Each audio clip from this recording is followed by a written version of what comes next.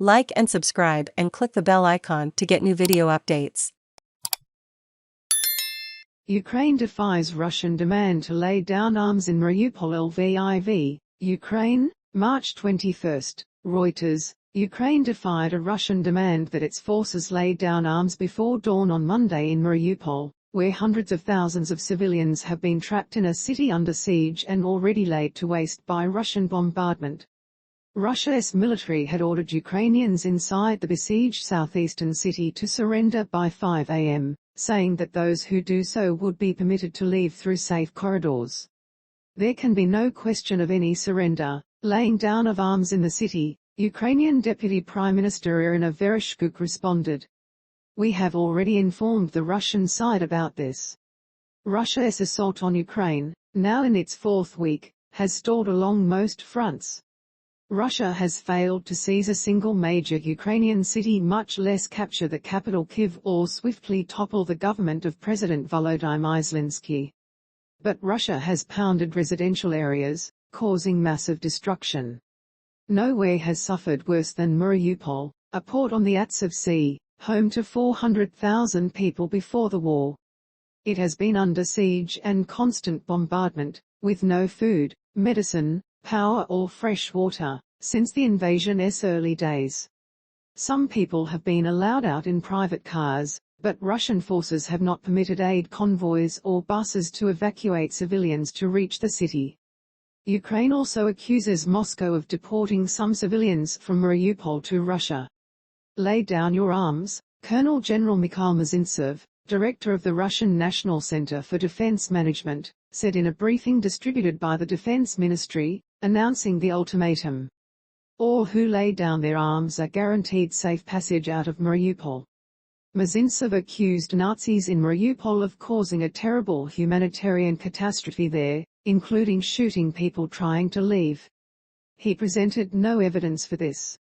What I saw, I hope no one will ever see, said Greece's Consul General in Mariupol, Manolis Androulakis, who arrived home on Sunday after a 4-day journey since escaping the siege, the last European diplomat to leave the city. Mariupol will become part of a list of cities that were completely destroyed by war. I don't need to name them, they are Guernica, Coventry, Aleppo, Grozny, Leningrad. Read more in an intelligence update on Monday. Britain's Ministry of Defence said Russia's assault on Kyiv was stalled. Heavy fighting was continuing near Hostomel, a suburb in an area to the northwest where Russia's advance has largely been halted since the war's first hours on February 24.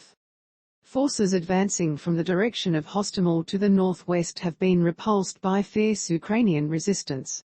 Russia calls the war the biggest attack on a European state since World War II, a special military operation to disarm Ukraine and protect it from Nazis.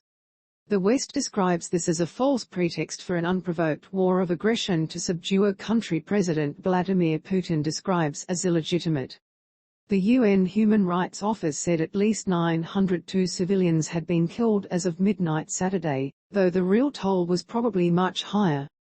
The UN Refugee Agency said 10 million Ukrainians have been displaced, including some 3.4 million who have fled to neighboring countries such as Poland. The city will survive while suburbs of Kyiv in the path of Russia's advance have been reduced to rubble. Defenders have managed to prevent the capital from coming under a full-scale assault. However, it has been subjected to deadly shelling and missile strikes nightly.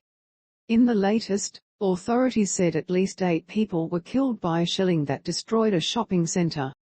Apart from Mariupol, the eastern cities of Kharkiv, Sumy and Chernihiv have been hardest hit by Russia's tactic of flattening urban areas with artillery. Kharkiv Mayor Igor Terekhov said in televised comments that hundreds of buildings, many of them residential, have been destroyed in the country's second-largest city. The city is united. Kharkiv will survive, Terekhov said, describing hundreds of buildings destroyed. It is impossible to say that the worst days are behind us. We are constantly being bombed. There was shelling again overnight. On the diplomatic front, European Union foreign and defense ministers meet on Monday to discuss imposing further sanctions on Moscow, especially whether to introduce an oil embargo. Read more. The Kremlin has so far not been moved to change course in Ukraine by 4 rounds of EU sanctions imposed over the past 3 weeks, including on 685 Russians and Belarusians and on Russian finance and trade.